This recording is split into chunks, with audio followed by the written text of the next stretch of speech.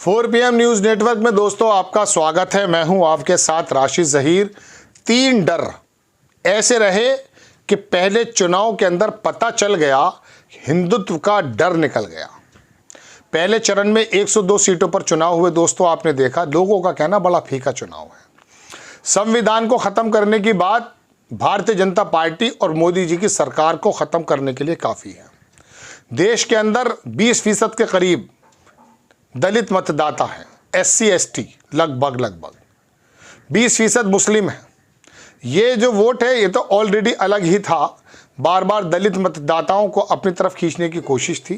लेकिन जब संविधान को ख़त्म करने की बातें इनके नेताओं के मुंह से निकली तो दलितों में और SC ST में एक ऐसा डर पैदा हो गया कि ये संविधान ख़त्म कर देंगे। मोदी जी आए और आकर कहा कि संविधान ख़त्म नहीं होगा, लेकिन अब क्या हो, जब वो कहते हैं ना चिड़िया चुग गई खेत। एक ज़माने में कांग्रेस के एक नेता थे अय्यर साहब, उन्होंने एक बात कह दी थी मोदी जी के बारे में, देश ने सज़ा दी।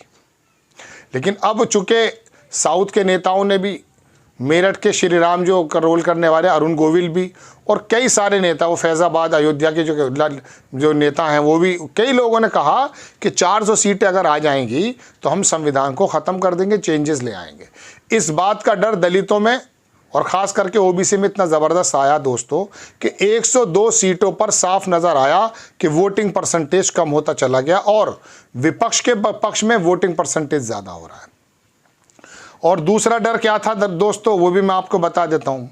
आपको याद है मैंने आपको बताया था कि अपर जो समाज है इसमें ठाकुर क्षत्रिय यानी कि पंडित बनिया, ये इस तरह के समाज हैं जो भारतीय जनता पार्टी को पिछले 30-35 साल से सींचने का काम कर रहे हैं। पूरे देश में क्षत्रिय कितने हैं? हुकम सिंह पैनल बना था, उसमें बताया गया था कि 7 से 8% देश के अंदर ठाकुर वोट है, क्षत्रिय वोट है। इस क्षत्रिय वोट ने गुजरात के अंदर एक साहब ने कुछ बात कह दी, आपको याद है, वही भारतीय जनता पार्टी के नेता हैं। अमित शाह ने भी उसको दूर करने की कोशिश की, लेकिन निकल गया तीर, पगड़ी उछाल दी गई। और पश्चिमी उत्तर प्रदेश के अंदर पंचायतों का जो दौर शुरू हुआ तो एक डर ये हुआ कि इस इलेक्शन के बाद अगर मोदी जी फुल सत्ता में आ जाते हैं तो अगला नंबर योगी जी का होगा। ये कई महीने से बात चल रही थी।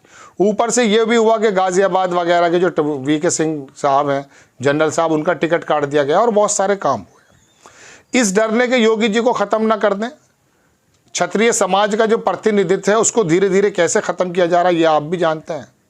इस डर ने, एक डर संविधान ख़त्म होने का, दलित पीछे हटा, OBC अति पिछड़ा पीछे हटा, और योगी जी को साइडलाइन करने का डर क्षत्रियों के अंदर भी आया कि एक हमारा मुख्यमंत्री जो प्रधानमंत्री के बाद सबसे ज़्यादा मकबूल है, स्टार कैंपेनर के रूप में योगी जी को पूरे देश में बुलाया जाता था।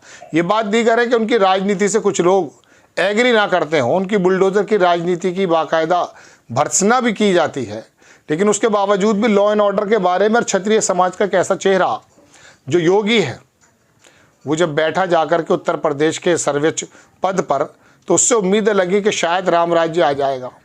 बहरहाल ठाकुर समाज तो अपने आप को गौरवान्वित महसूस कर ही रहा था, लेकिन पंडित और ठाकुरों की जो लड़ाई पूर्वोत्तर में है, पूरब में है, वो भी दुनिया जानती है। ये जो लड़ रहे हैं पीलीभीत से जितिन प्रसाद, इनके फादर जितेंद्र प्रसाद, इन्होंने अभी क्या काम किया कि पंडितों का वो भी बना लिया था।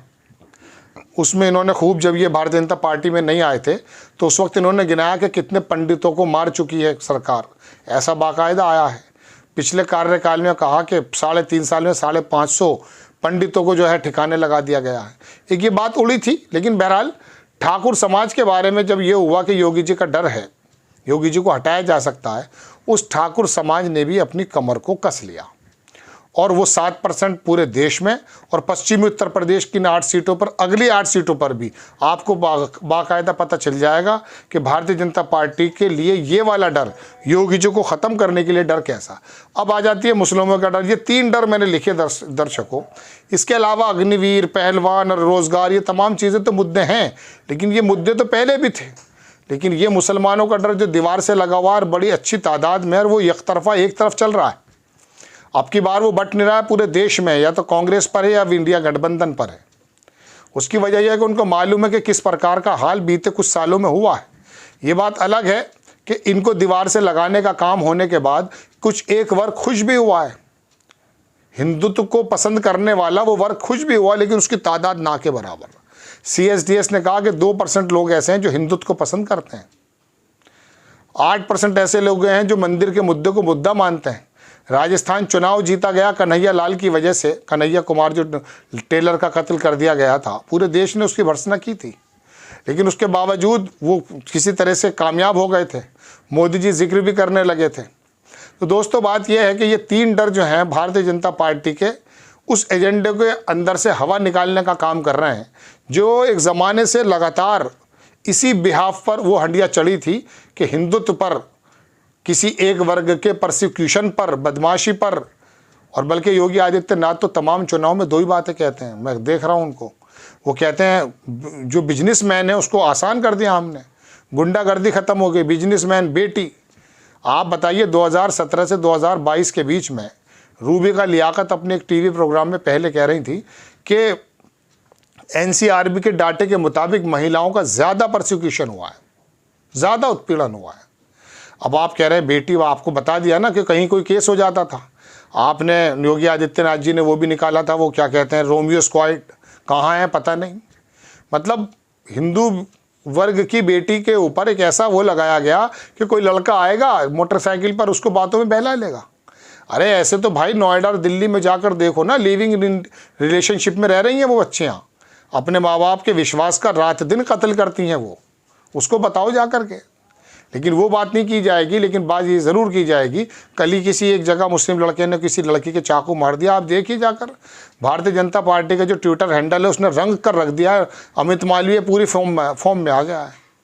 तो ऐसे जब केस हो जाते हैं तो ये जताया जाता है कि 20% जो मुस्लिम वर्ग है, विशेष वर्ग है, ये पूरी तरह से इसी काम में मुलव्विस है, जबकि ऐसा नहीं है।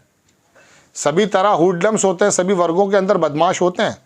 उसके लिए तो अटल बिहारी कल्याण सिंह ने अच्छा इंतज़ाम किया था, मायावती की सरकारों ने अच्छा इंतज़ाम किया था, योगी जी भी अच्छा काम कर रहे हैं। लेकिन यहाँ ये जताना, ये बताना, बहरहाल ये 3 डर दोस्तों दूर हुए।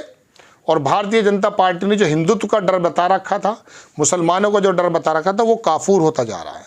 अब अति पिछड़ा और SC ST का जो ये संविधान ख़त्म करने का शगुफा इन्हीं की टोकरी से निकला और मनुस्मृति की बातें होने लगी हैं, संविधान को ख़त्म करने की बातें होने लगी, वो अब निकल चुका है। 102 सीटों पे ये और 26 तारीख में फिर 88 या 90 सीटों पे चुनाव होने वाले हैं। ये दोनों चरण तो लगभग गए और बाकी चरण में तो इनका कुछ था ही नहीं। साउथ के अंदर तमाम का तमाम वोट कुछ है ही नहीं इनका। तो दोस्तों अब ये जो तीनों मुद्दे किस प्रकार से भारी पड़ जाएंगे तो आने वाला वक्त बताएगा। लेकिन फिर भी तंत्र इनके हाथ में है, नेता इनके हाथ में है और किसी तरीके से अलग जलाने की कोशिश की जा रही है। अच्छा, ऑप्शन भी नहीं बचे हैं, ये बात भी हकीकत है। तो ये 3 डर जो हैं इस हिंदुत्व के डर को दफन कर चुके हैं और इसी चरण में पता चल गया, बाकी अगले चरण में आपको और पता चल जाएगा। आपको खबर कैसी लगी अपनी राय कमेंट्स बॉक्स में ज़रूर दीजिए। चैनल को सब्सक्राइब कीजिए, शेयर कीजिए। नेक्स्ट टाइम में किसी खबर के साथ हाजिर होता हूँ। जय हिंद।